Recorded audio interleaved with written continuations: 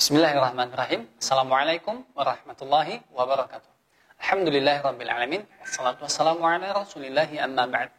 Baik, anak-anak sekalian, pada kesempatan kali ini kita bertemu dengan Pak Wahyudi. InsyaAllah kita akan membahas tentang materi thaharah. Nah, sebelum kita masuk mendalam apa saja tentang pembahasan thaharah itu, maka yang wajib untuk kita ketahui adalah pengertian thaharah itu sendiri. Maka di sini Bapak akan menyampaikan.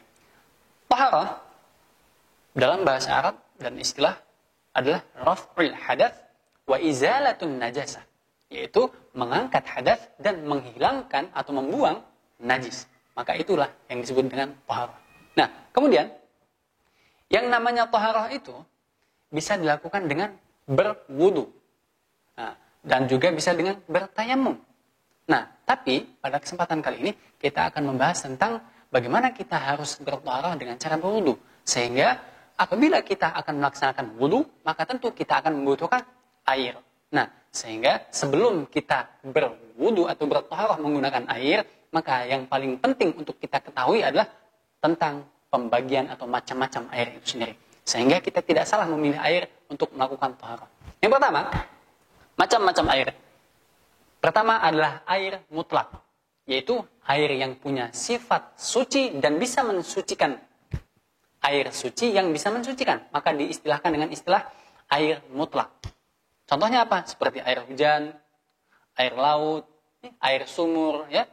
Di antara firman Allah Subhanahu wa taala terkait dengan surah atau air hujan adalah ketika Allah berkata, "Wa anzalna minas sama'i ma'an tahura." Dan telah kami turunkan dari langit berupa air yang bisa digunakan untuk bersuci. Ya, airnya suci dan bisa menggunakan untuk bersuci. Nah, tidak lain dan tidak bukan air yang turun dari langit adalah pasti itu adalah air hujan. Maka dari sini air hujan termasuk salah satu di antara air mutlak yang sifatnya suci dan bisa mensucikan. Kemudian yang kedua ada air suci yang tercampur dengan benda najis, benda suci lainnya. Ya, air yang sifatnya suci tapi dia tercampur dengan benda suci lainnya. Ini hukumnya suci dan bisa mensucikan. Tetapi dia akan berubah dari yang suci bisa dan mensucikan akan menjadi suci dan tak bisa mensucikan apabila apa? Terjadi perubahan pada warna, bau, dan rasa. Contoh, seperti ada air suci. Tapi kita masukkan kopi, ya, tercampur dengan kopi. Sehingga itu menjadi bukan air suci lagi, melainkan air kopi, menjadi kopi.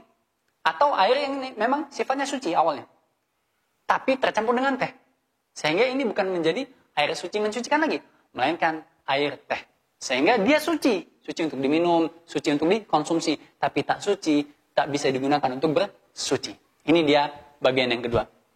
Selama dia tidak berubah air, rasa, bau, dan warna, maka dia tetap bisa digunakan untuk mensucikan, tapi apabila telah berubah salah satu dari ketiga ini, maka dia tak bisa mensucikan.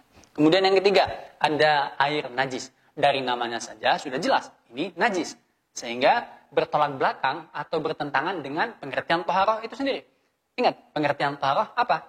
Mengangkat hadas dan menghilangkan najis. Nah, apabila airnya saja sudah najis, maka tentu tak bisa menggunakan untuk menghilangkan najis.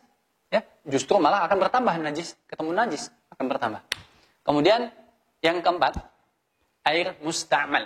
Singkatnya, air musta'mal adalah air yang sudah sempat digunakan untuk bersuci, sehingga bekas airnya itu maka tak bisa digunakan untuk mensucikan lagi.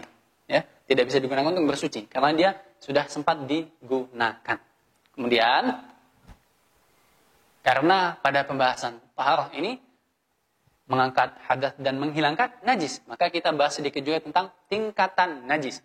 Najis terbagi menjadi 3 dalam masalah tingkatan. Yang pertama, najis mughallazah, najis berat. Kedua, najis mukhaffafah, najis ringan. Kemudian yang ketiga, najis mutawassithah, yaitu najis yang tingkatnya sedang. Yang pertama, najis mughallazah, najis berat ini apa contohnya? Hanya ada 2. Apabila kita terkena atau dijilat oleh anjing dan babi, ya, sehingga cara menghilangkan najisnya pun berbeda, yaitu dengan 7 kali usapan, dan salah satunya adalah dengan menggunakan tanah atau pasir. Itu cara menghilangkan najis pada najis tingkat berat. Kemudian yang kedua, ada najis mukhaffafah, najis yang sifatnya ringan. Apa contohnya? Najis mukhaffafah ini adalah air kencing bayi laki-laki yang belum mengkonsumsi apapun kecuali baru atau hanya mengkonsumsi ASI saja dari ibunya. Ya. Jadi apabila dia kencing kemudian terkena ke tubuh kita atau ke pakaian kita kencingnya tersebut, maka tak perlu kita cuci. Cukup dipercikkan sebagaimana itu yang pernah dilakukan oleh Nabi sallallahu alaihi wasallam. Jadi cara menghilangkan najis mukhaffafah ini hanya cukup dipercikkan, ambil air lalu dipercikkan pada bagian yang terkena air kencing bayi laki-laki tersebut. Kemudian yang ketiga, ada najis mutawassithah. Najis mutawassithah adalah selain daripada kedua najis tersebut.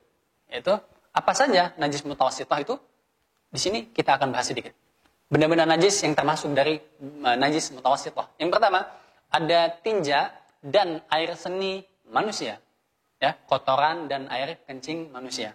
Itu termasuk daripada najis. Ya, sehingga apabila kita terkena najis berupa tinja dan seni, maka kita harus menghilangkannya. Kemudian yang kedua, ini disamakan dengan yang pertama, yaitu kotoran dan kencing hewan. Yang ketiga ada bangkai. Apabila kita terkena bangkai, maka kita harus menghilangkannya, menyingkirkannya. Semua bangkai najis, kecuali 3. Apa saja? Bangkai manusia, bangkai belalang, bangkai ikan. Apabila kita terkena ketiga ini, maka kita tidak perlu menjauhinya, membuang. Karena memang dia tidak dianggap najis. Yang keempat, ada darah yang mengalir. Kemudian yang kelima, ada madhi. Madhi itu apa? Madhi adalah cairan bening yang keluar, di kemaluan kita, manakala kita sedikit ada rangsangan. Kemudian yang keenam, ada wadi. Wadi adalah cairan yang bersifat kental, yang keluar melalui kemaluan kita, karena sebab kita terlampau lelah. Dan yang ketujuh ada darah haid. Yang mana darah haid ini hanya berasal dari wanita. Ya. Kemudian setelah kita mengetahui apa saja pengertian taharah, kemudian macam-macam air, lanjut lagi tingkatan najis dan juga benda-benda najis, maka pertanyaannya, bagaimana cara menghilangkan najis?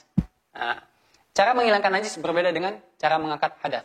Kalau mengangkat hadas itu dengan cara berwudu, ya, berwudu atau dengan cara mandi besar. Tapi menghilangkan najis itu caranya adalah dengan menyingkirkan atau membuang benda najis tersebut dari kita.